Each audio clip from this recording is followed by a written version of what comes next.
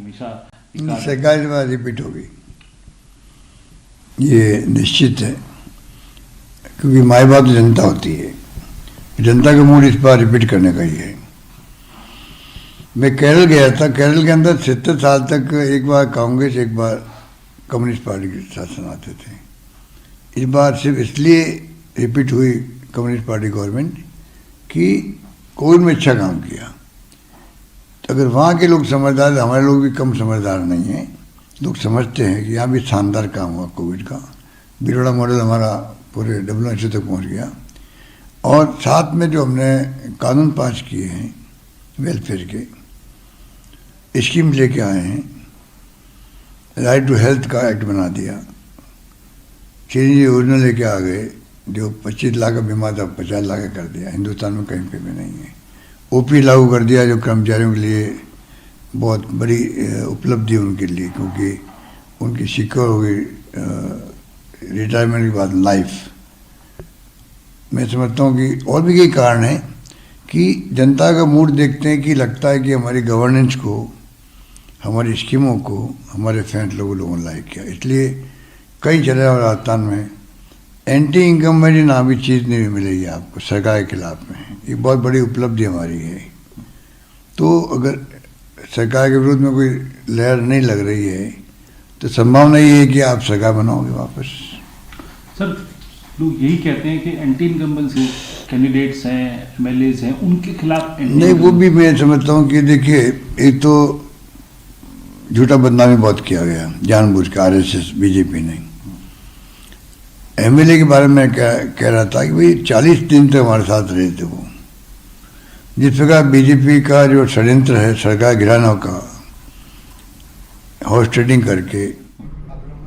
तो मुख्यमंत्री अशोक गहलोत की तरफ से भी अपनी तरफ से बात रखी गई है आज मतदान को लेकर। अभी दो सहयोगी हमारे साथ जुड़ रहे हैं, आइए सीधे एक एक करके रुक करते हैं। चूंकि राकेश से तो हमने अभी जयपुर में बात की, लेकिन अजमेर में भी क्या यहां लोगों में उत्साह देखने को मिल रहा है, वो जानने की कोशिश मनवीर सिंह से करेंगे। मनवीर, राकेश ने वहां गोविंद देव जी के बाहर लोगों से बातचीत की, आप भी बताइए क्या स्थिति यहां पर है अभी। देखिए, राजस्थान के अंदर आज मतदान होना है और सबसे बड़ी बात है कि चर्चा इस बात को लेकर है कि राजस्थान में राज बदलेगा या रिवाज। परिपाटी है ये हम ये कह सकते हैं कि आधारित है जनता के मतों के ऊपर। और आज जब जनता यहाँ पर इस लोकतंत्र के महायज्ञ में पूर्णाहुति देगी तो उसके बाद तय हो पाएगा कि आखिर राज बदला है या रिवाज बदला है। लेकिन बात अगर अजमेर की करते हैं तो कुल 8 विधानसभा क्षेत्र है यहाँ पर, और उसके साथ ही साथ कुल मतदाता है 19,000। उसके साथ ही साथ कुल मतदाता है 19,76,714। वहीं पुरुष मतदाताओं की अगर बात करते हैं तो 10,05,037 पुरुष मतदाता है और महिला मतदाता 9,71,650 है जो आज अपने मताधिकार का उपयोग कर पाएंगे। 1950 मतदान केंद्र यहां पर स्थापित किए गए हैं, जिसमें 286 मतदान केंद्र शहरी क्षेत्र में है और वहीं 953 मतदान केंद्र ग्रामीण क्षेत्र में है। सभी स्थानों के ऊपर कल तैयारियां मुकम्मल कर ली गई थी और कल जिस तरीके से हमने देखा था मतदान दलों की रवानगी हुई, मतदान दलों को अंतिम प्रशिक्षण दिया गया और उसके बाद अपने मतदान केंद्रों तक उनको पहुंचाया गया था। आज जो तमाम टीमें हैं वो अपने मतदान केंद्रों पर मुस्तैद हैं। सुबह 7 बजे सबसे पहले मोकपोल होगा और उसके साथ ही मतदान की जो प्रक्रिया है वो यहाँ पर शुरू हो जाएगी। हम देखेंगे और पूर्व में लगातार जिस तरीके से हम इस बात को देखते रहे हैं कि किस उत्साह के साथ में अजमेर अपने मताधिकार का उपयोग करता है, वही नजारे हमको एक बार फिर देखने को मिलेंगे, चाहे ग्रामीण परिवेश की बात कर लेते हैं या शहरी परिवेश की।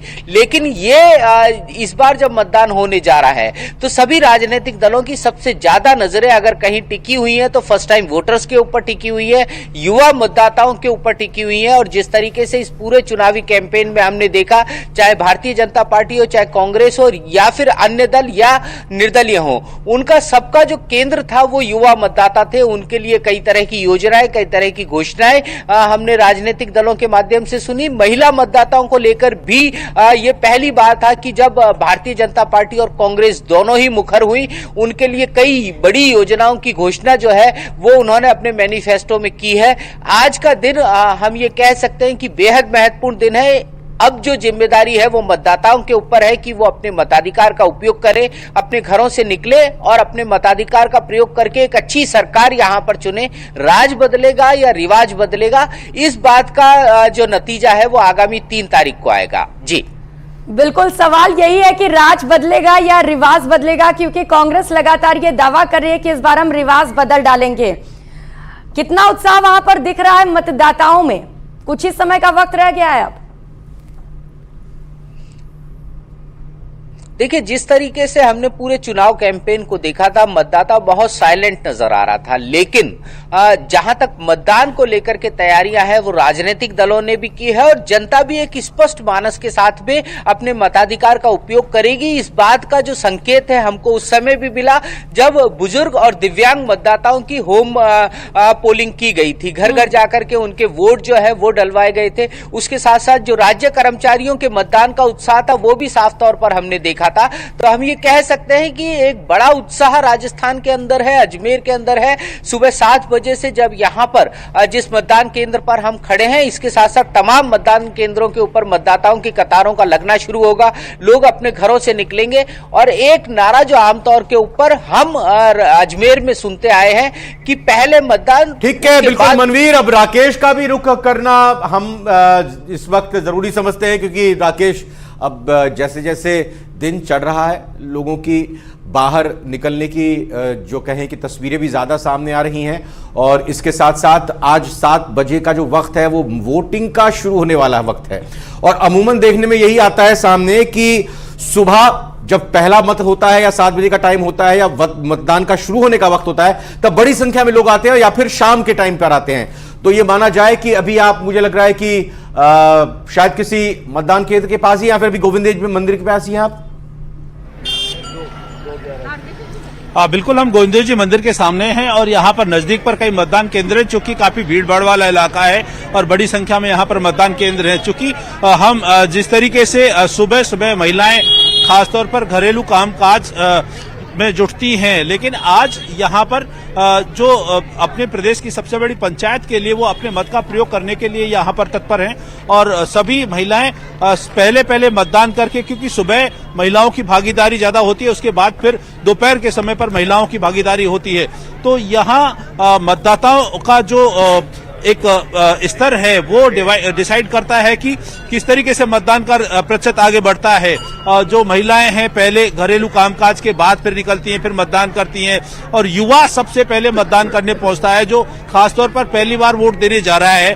वो अपने वोट को देने के लिए लालायित रहता है और वो मतदान केंद्रों पर पहुंचकर अपने मत का उपयोग करता है। उसके बाद घरेलू कामकाज में जुटी महिलाएं जब अपने कामकाज से फ्री होती हैं तब मतदान केंद्रों पर पहुंचती हैं, और जो दिन भर ये सिलसिला जारी रहता है।